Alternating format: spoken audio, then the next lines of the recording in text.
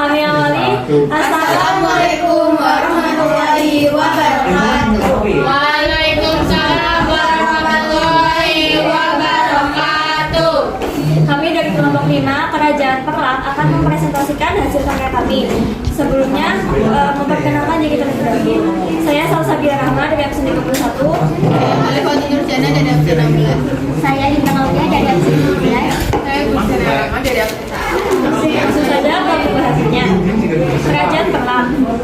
Kesultanan Perlak merupakan kerajaan Islam pertama di Asia Tenggara yang berdiri pada tanggal 1 Muharram 1225 Hijriah atau 804 Masehi. Kesultanan ini terletak di wilayah Perlak, Aceh Timur, Nalu Aceh Darussalam, Indonesia. Kesultanan Perlak adalah kerajaan Islam di Asia Tenggara yang berkuasa di sekitar wilayah Perlak, Aceh Timur, Aceh Sekarang antara tahun 804 sampai dengan 1292. Kerajaan Perlak disebut sebagai kerajaan Islam tertua di Nusantara, bahkan Asia Tenggara. Kerajaan Perlak berdiri pada abad ke-9, lebih tepatnya pada tahun 804 Masehi, dan kekuasaannya berakhir pada 1292 Masehi setelah bergabung dengan kerajaan Samudra Pasai. Pendiri Kesultanan Perlak adalah Alaiddin Sayyid Maulana Abdul Aziz Shah. Kerajaan Perlak berawal ketika rombongan dakwah yang disebut Nahkodah Khalifah dari Mekah datang ke Perlak pada tahun 800 Masehi untuk berdagang dan menyebarkan Islam. Salah satu anggota rombongan tersebut adalah Sayyid Ali Al-Muhtabar bin Muhammad Ibai bin Imam Ja'far As-Sadiq. Dengan cara dakwah yang menarik, mereka berhasil mengislamkan penduduk setempat. Selain itu, sebagian rombongan mulai menikah dengan penduduk lokal, termasuk Sayyid Ali Al-Muhtabar. Pernikahan Sayyid Ali Al-Muhtabar dengan putri Tan Syekh Dewi dianugerahi putra bernama Alaiddin Sayyid Maulana Abdul Aziz Shah. Alaiddin Sayyid Maulana Abdul Aziz Shah yang ketika dewasa mendirikan kerajaan Perlak.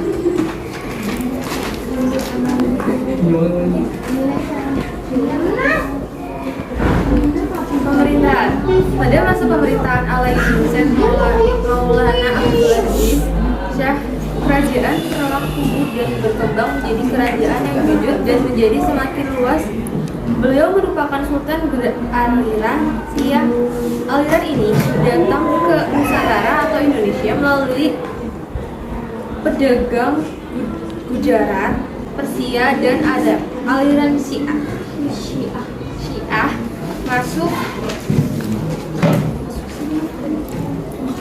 masuk pertama melalui kerajaan Perlak dengan dukungan penuh dari dinasti Fatimah di Mesir. Saat pemerintahan Sultan ketiga, yakni Sultan Alauddin Syekh Maulana Abrah, aliran Syiah mulai ditinggalkan dan masuknya aliran Sunni ke kerajaan Perlak. Setelah masuknya aliran Sunni, terjadilah perang saudara dengan para pengikut aliran Syiah. Perang tersebut terjadi saat meninggalnya Sultan pada tahun 113 Masehi. Hal ini membuat kekosongan kekuasaan selama 2 tahun. Setelah perang berakhir dan dimenangkan oleh kaum Syiah, kemudian Sultan Syekh Maulana Ali Muhayyad Syiah kaum Syiah naik tahta.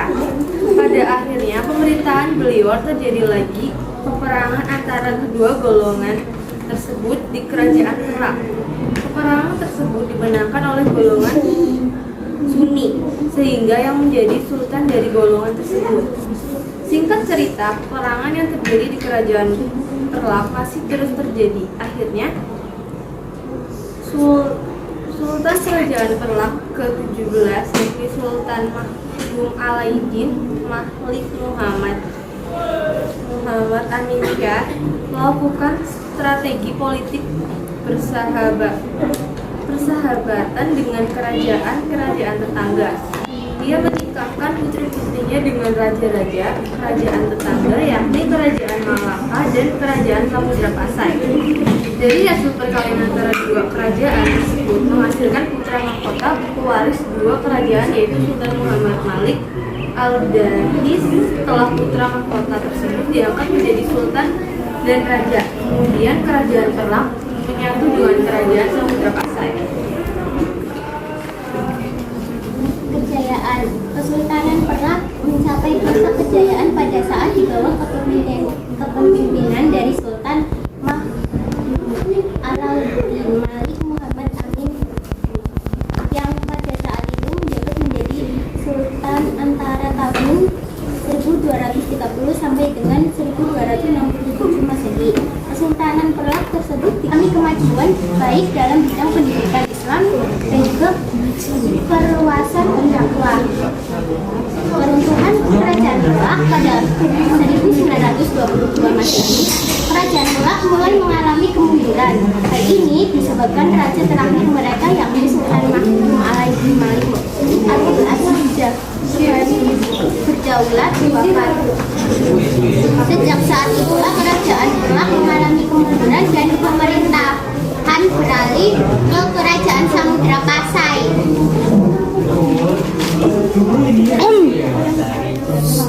Tokoh-tokoh yang berpengaruh dalam Kerajaan Perak, yang pertama Sultan Alauddin Said Maulana Abdul Aziz Shah. Nah, ini adalah gambarnya. Sultan pertama Perak adalah Sultan Alauddin Said Maulana Abdul Aziz Shah yang beraliran Syiah. Semula raja tersebut bernama Said Abdul Aziz. Dia merupakan keturunan Arab dengan perempuan setempat yang membangun Kesultanan Perak pada 1 Muharram 225 Hijriah atau 840 Masehi. Pada hari berdirinya kesultanan itu, Bandar Perak diganti namanya menjadi Bandar Khalifah sebagai kenangan dan penghargaan kepada rombongan nahkoda Khalifah yang telah berperan mengembangkan Islam di Perak. Raja Abdul Aziz Shah diketahui memimpin sejak tahun 225 hingga 249 Hijriah atau pada 840 Masehi hingga 964 Masehi. Kemudian pemimpinan dilanjutkan oleh Sultan Alauddin Said Maulana Abdul Shah. Yang kedua, Sultan Alauddin Syed Maulana Abbas. Pada masa pemerintahan Sultan ketiga, Sultan Alauddin Syed Maulana Abbas, Islam mulai luas dikenal ke Perak. Pada masa pemerintahan Sultan ketiga, Sultan Alauddin Syed Maulana Abbas, arus Sunni mulai masuk ke Perak. Setelah wafatnya Sultan pada tahun 363 Hijriah atau 913 Masehi, terjadi perang saudara selak kaum Syiah dan Sunni, sehingga selama 2 tahun berikutnya tahta telah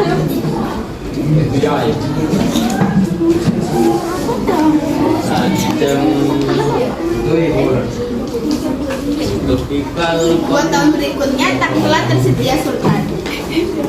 Kaum Syiah memenangkan perang dan pada tahun 302 Hijriah atau 915 Masehi, Sultan Alauddin Syed Maulana Ali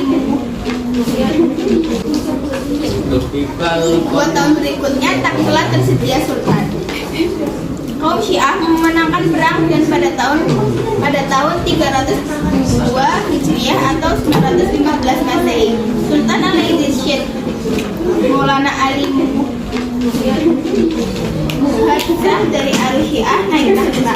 Pada belakang hanya terjadi lagi pergolakan selak kaum Syiah dan Sunni yang kali ini dimenangkan oleh kaum Sunni, sehingga sultan-sultan berikutnya diambil dari golongan Sunni. Yang ketiga, Muhammad Amin Shah Jahan berdaulat 2. Masa kejayaan Kerajaan Perak berhasil didapatkan pada masa pemerintahan Muhammad Amin Shah Jahan berdaulat 2. Kerajaan ini mampu berkembang terutama di bidang pendidikan Islam dan dakwah Islam. Pada masa ini juga raja mengawinkan 2 putrinya dengan pangeran dari Kerajaan Samudra Pasai, yakni Putri Gagang Sari dan Putri Ratna Kumala, sehingga mendorong kesejahteraan kesultanan ini. Selain itu, Kesultanan Perak sangat dikenal di kalangan para pedagang Arab dan non-Arab, terutama Bandar Khalifah. Menurut Ali Hashim dalam bukunya Sejarah Masuk dan Islam di Indonesia, Bandar Khalifah telah menjadi pelabuhan penting dan tempat persinggahan mereka dalam perjalanan ke Cina atau balik ke Asia Barat. Nah, yang ketiga adalah peninggalan Kerajaan Perlak. Yang pertama itu mata uang Perlak. Mata uang Perlak diyakini sebagai mata uang tertua yang ditemukan di Nusantara. Mata uang sendiri memiliki 3 jenis, yakni dirham atau emas, uang atau perak, dan tembaga atau kuningan.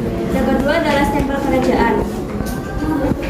Ditemukan stempel bertulisan huruf Arab dengan model tulisan terbelah yang membentuk kalimat Al-Wasik Billah Kerajaan Negeri Bendahara Sanyar 519. Mereka termasuk dalam bagian Kesultanan Perak. Yang ketiga adalah makam Raja Benoa. Makam Raja Benoa ditemukan di tepi sungai Trenggalek dengan batu nisan yang bertuliskan huruf Arab. Benoa adalah negara bagian dari Kerajaan Perlak. Penemuan tersebut semakin memperkuat Kerajaan Perlak sebagai kerajaan Islam tertua di Indonesia. Sekian presentasi dari kelompok kami. Kurang lebihnya mohon maaf. Kami akhiri. Wassalamualaikum